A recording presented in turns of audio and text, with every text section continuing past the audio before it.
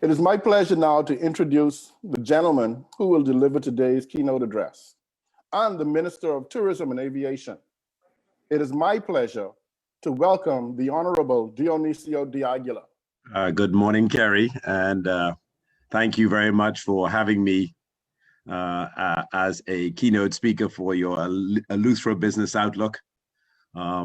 These are very exciting times, and I'm delighted to be able to address this gathering. With regard to the Disney project in South Eleuthera, I'm delighted to report that COVID delays notwithstanding, that project is progressing. Disney, I'm advised, has satisfactorily completed its environmental impact assessment, EIA, addressed all of the concerns brought forward at the town hall meeting and other gatherings, is currently working on its environmental management plan, EMP, with the Department of Environmental Planning and Protection. In addition, I'm also advised that it has identified its contractor, and the plan currently is to commence the construction of this project in early 2022. Tourism is the primary pillar of the Bahamas economy, employing directly and indirectly about 70% of our labor force. The visitors we welcome by air or by sea contribute more than $1 billion to the national coffers. Tourism investments, local and foreign, are key to the industry's development. Eleuthera's beauty and friendly people have always been a major draw. Now, South Eleuthera has attracted serious interest from Disney Corporation, a global powerhouse. Disney plans to invest approximately $300 million to create a major attraction in South Eleuthera. It is my pleasure to welcome Ms. Kim Prunty, Vice President, Public Affairs, Disney Cruise Lines, to update us on the plans for Lighthouse Point. Kim? Good morning, and thank you for the invitation to attend today's session. I'm Kim Prunty, Vice President of Public Affairs for Disney Cruise Line. It is a pleasure to join you and to discuss the future of Eleuthera and the Bahamas. We're excited about our plans in South Eleuthera and with Lighthouse Point, and we look forward to sharing more with you today. Before I take you through a quick update, I want to introduce the president of Disney Cruise Line, Thomas Maslam. Thomas has led our cruise business since May of 2020 and earlier served as Senior Vice President of Operations at Walt Disney World. He actually began his career as a hotel director aboard the Disney Magic and helped launch our second ship, the Disney Wonder. He is eager to speak with you today, and he's dedicated, as I am, to helping create new and sustainable economic opportunities for Bahamians. Thomas, I'll turn it over to you. Well, thank you, Kim, and hello to everyone joining us this morning. I want to start off by echoing what Kim said and by thanking all of you sincerely for this wonderful opportunity this morning. Truthfully, it's an honor to participate in an event with so many esteemed leaders in the Bahamas. I want you all to know we are truly proud to be part of your community and to participate in strategic efforts like this, which certainly support recovery in the region. So let me start by saying this. It's truly been a hard year for everyone. The impact of this pandemic has been felt very deeply in Eleuthera and obviously elsewhere in the Bahamas. And I wanted to be here today because I really want you all to know that Disney's commitment to Eleuthera has never, and I repeat, never wavered during these very difficult months, even as our ships didn't sail from the United States for nearly 1.5 years, if you can believe it. I want you all to know that Disney is more committed than ever to helping your community adapt, regain its momentum, and certainly create new growth and prosperity. And as Kim has mentioned, we are indeed excited about the plans for Lighthouse Point and what this project will mean to the people of Eleuthera. The destination at Lighthouse Point, we strongly believe, will create sustainable economic opportunities for the Bahamas.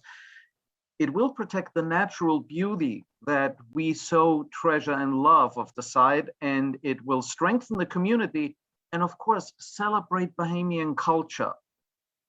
So we really see Lighthouse Point as a great complement to Castaway Cay, which many of you may know is a Disney destination in the Abacos.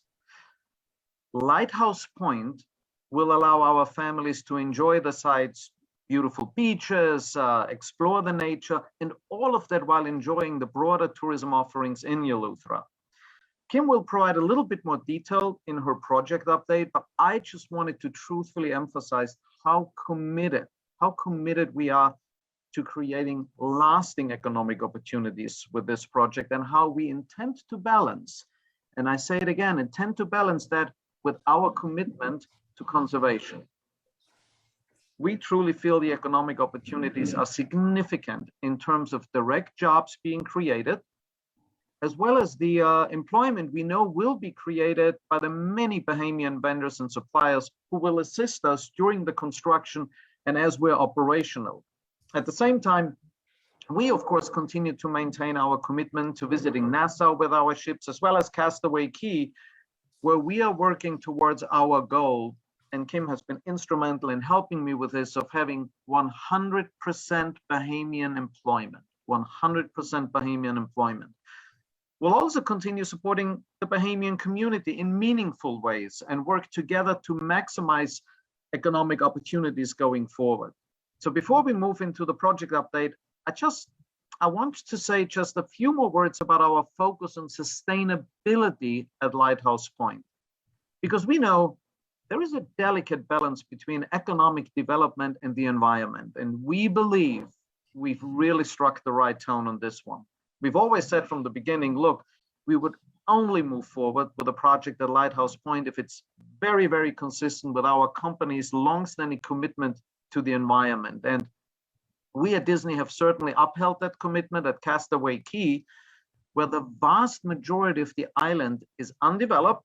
And with our very recent addition of a solar array, we are now powering 70% of the island's operation.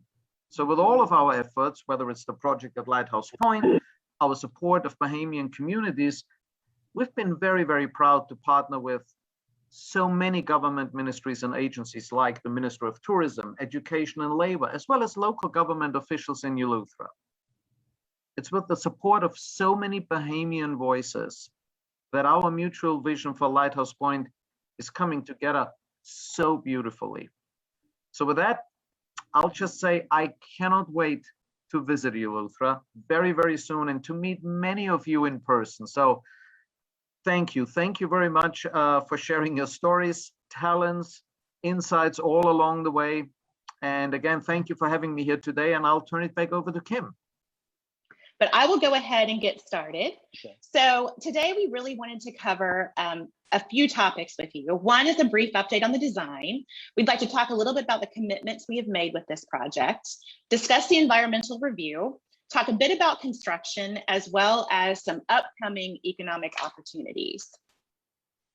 Thomas mentioned this. I show this slide in every single meeting that I have in the Bahamas. These have been our guiding principles from the very first meeting that we had in Eleuthera. And for us, this project is really about developing the site in an environmentally responsible way, creating sustainable economic opportunities for Bahamians, celebrating Bahamian culture, and further strengthening the community. As you can see, in just a moment on the site plan, there are a variety of aspects of this project. Obviously, we have beach areas, as Thomas mentioned, to entertain our guests. We also have a pier, which is a single pier that can accommodate one cruise ship. We also have a marina. Both of these things I should mention, both the marina and the pier do not require any dredging. This is something that's been very important to us from the beginning. We have back of house areas. We're very excited to have in the midst of all of our beach areas an art and cultural center that is going to celebrate Bahamian culture and art. Many of these facilities are open air intentionally. We have some cabanas as well as service roads and some walking paths. Whenever we talk to people, we like to remind everyone about the commitments that we intend to uphold through our commitments with our HOA, our heads of agreement with the Bahamas. This represents a $250 to $400 million investment, not so much because of the size and scope, but really because of our commitment to the environment. Low density development and sustainable building practices, frankly, just cost a bit more money sometimes. We're donating 190 acres plus another 2.5 acres at the southernmost point of the property. We're rooting the design in the story and cultures of the Bahamas. We're going to create at least 120 construction jobs with an overall ratio of 80% Bahamian over the life of the project. At least 150 operations jobs, and that includes all roles that will be operating the island, including management roles, leadership roles, opportunities for training and development.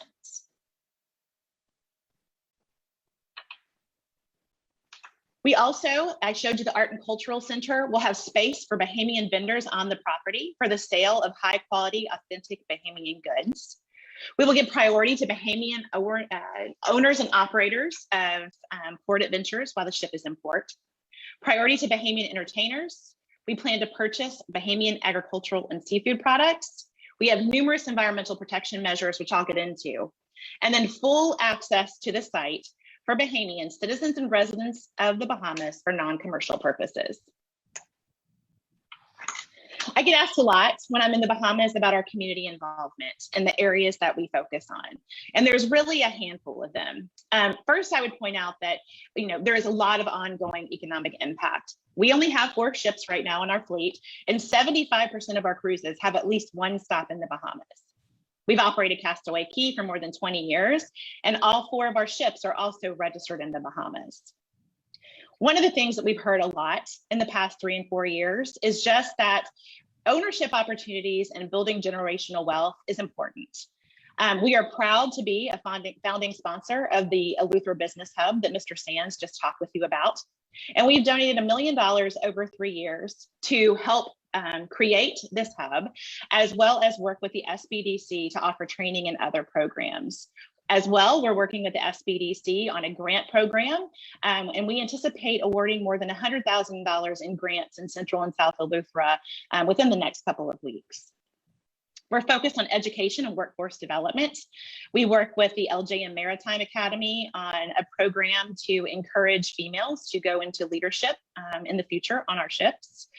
We work with the Ministry of Labor and Ministry of Education in a variety of ways. So for more than a decade, we have hosted reading programs, and most recently we provided electronic devices to help children in Eleuthera and Abaco enhance their learning during these difficult times, and then also they'll be able to use them when they return to the classroom. We've worked with Urban Renewal for after-school programs, and we have hosted students from Eleuthera to take college visits in Florida. We've talked about the site being rooted in culture. So we have been working with the Ministry of Youth, Sports and Culture to see how we can participate in Junior Junkanoo and support Junior Junkanoo in the Bahamas. Junkanoo will be prominent in the design of Lighthouse Point. Conservation has been important to us for many, many years in the Bahamas.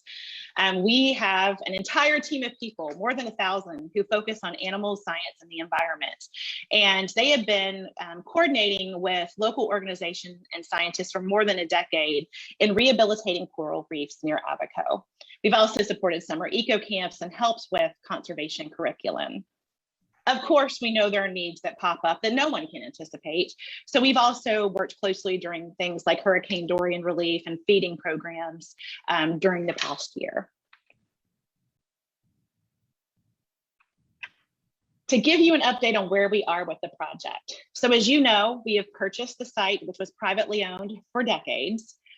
We have completed our heads of agreements with the government, and we are working through the environmental clearance process. So the certificate of environmental clearance process has 2 parts. The first is the environmental impact assessment, and the second is the environmental management plan. So at this point, we have submitted our environmental impact assessment. We have held public consultation and produced a public consultation report that is posted on our website. The gist of the report is that construction and operation is not expected to result in any loss of marine or terrestrial biodiversity at the species level. The two key components of that are marine and terrestrial. So we use the globally recognized Atlantic and Gulf Rapid Reef Assessment. And based on that, we found that coral reefs do not appear within the footprint of the marine facilities, including both the pier and the marina. We also looked at 75-foot buffers on both sides, and estimating on the high side, it looks like we could impact just over one-tenth of an acre of individual corals, which we will mitigate, moving many of them before we begin construction. From a terrestrial standpoint, all plant and animal species that were observed in the area are also present in the 80% of the property where no construction is proposed.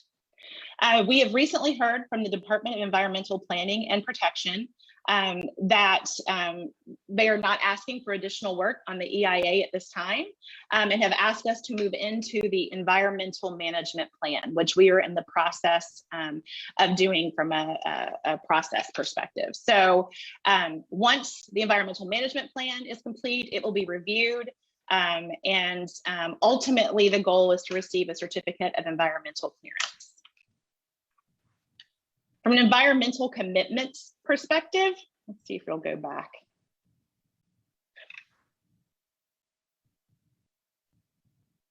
Yes, there we go. So we intend to develop less than 20% of the property. The current design actually calls for about 16% of the acreage to be developed. That means far more land will be donated or left undeveloped. We will be employing sustainable building practices, no dredging. So we'll be doing an open trestle pier. We will have elevated walkways. In our HOA commitments, we committed to 30% renewable energy. Our current design now calls for 90% renewable energy, as well as zero waste to landfill. We are developing and maintaining environmental monitoring programs prior to construction, during construction, and once we get into operation. We are working with a number of expert Bahamians in this field, and will continue to do so. We talked about the donation. We will also have significant education programs for our guests, for our cast, for our crew, for vendors, to ensure they help us protect the environment at Lighthouse Point. We are minimizing environmental impacts and mitigating it to the degree possible. And we committed to making sure that our EIA and EMP are in place and we have a certificate of environmental clearance before beginning work.